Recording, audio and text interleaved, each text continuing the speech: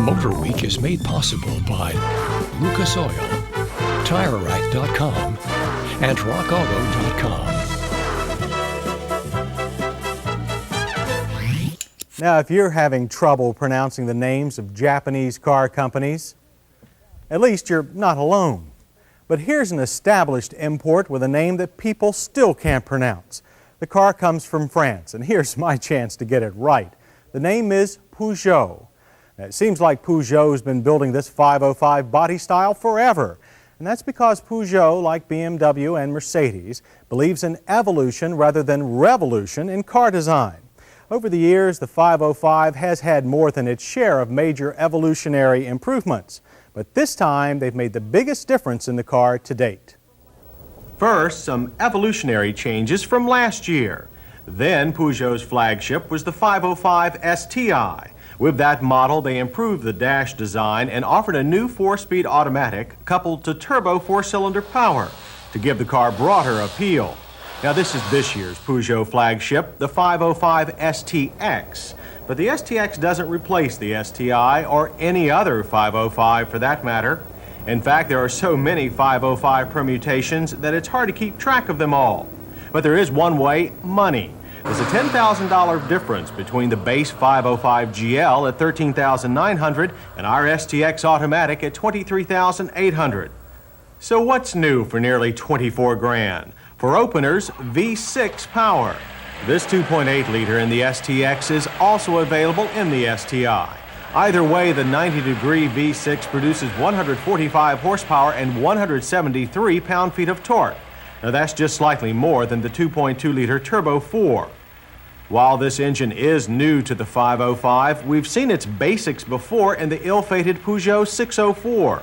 It's another variation on the engine that was jointly designed by Peugeot, Renault, and Volvo. Now this one has a port fuel injection system and upgraded internal parts. So why did Peugeot bother putting this engine in the car if it makes no more power than the turbo 4-cylinder? Well, for two good reasons. First, people who lay out over $20,000 for a car don't want 4-cylinder engines. Second, because of the way the V6 makes power. As soon as you pull away, you feel the power coming on, and then it builds evenly as you accelerate up to about 5,000 RPM. Good as the turbo is, it just can't make its power as evenly as a V6 can. Now, our V6 had another unexpected advantage. It was actually faster than the STI turbo we tested last year. The STX went through the quarter mile about 0.7 of a second quicker at 17.7 seconds with a final speed of 78. 0 to 60 was quicker too at 10.1 for the V6 compared to 11 seconds for the STI turbo. Now both cars had the same 4-speed automatic. So the acceleration in the STX is just right for a car calling itself a sports sedan, and so is deceleration. Thanks to the second major improvement, a Tevis-designed anti-skid brake system. It's standard on the STX.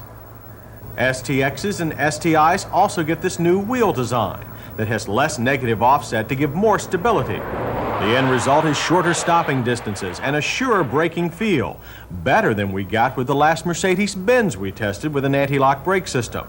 The Peugeot distances averaged an amazingly short 93 feet.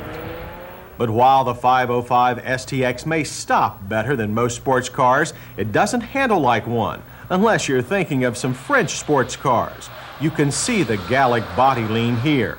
But the steering is precise, and the car has a crisp overall feel. Once you get used to tipping towards the door handles and the turns, you find that the STX keeps a very good grip on the road. But most people will be more impressed with the 505's highway manners. It rides with the control and solidity you get in German cars, and with the comfort you find in larger American cars. And if you spend a lot of time watching the highway, the 505 STX gives you a comfortable front row seat. It's covered in soft leather, the kind that keeps you from sliding off. The driver's seat has 2 height adjustments and plenty of overall support for long trips.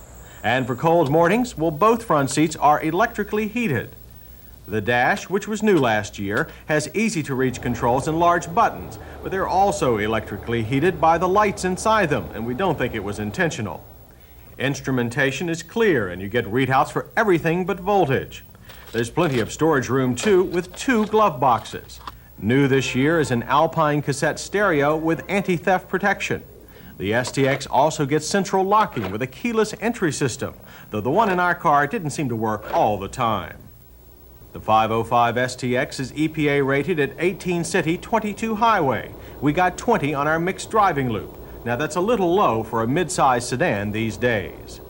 In addition, some of our staff members thought the 505 styling was beginning to look a bit dated, especially next to the newer Aero 4-door competition. So it's performance that topped our list of hits. The anti-skid brakes are outstanding. The engine is smooth and acceleration good. We also like the overall broader appeal of the newest 505. As for minuses, fuel mileage seems a little low, and the exterior styling needs a bit of updating. But Peugeot tells us the 505 may get that and more between now and 1990. They want to triple their sales in the U.S. by then. A generous 3-year, 36,000-mile whole car limited warranty and 5-year, 50,000-mile powertrain protection should help towards that goal. And dealers will soon be able to offer a factory warranty on their used Peugeots, similar to the plan Jaguar introduced last spring. With that kind of confidence, we decided to hold on to this STX for a long-term test. And we'll let you know how this product of evolution holds up over the next year and 20,000 plus miles of our revolutions.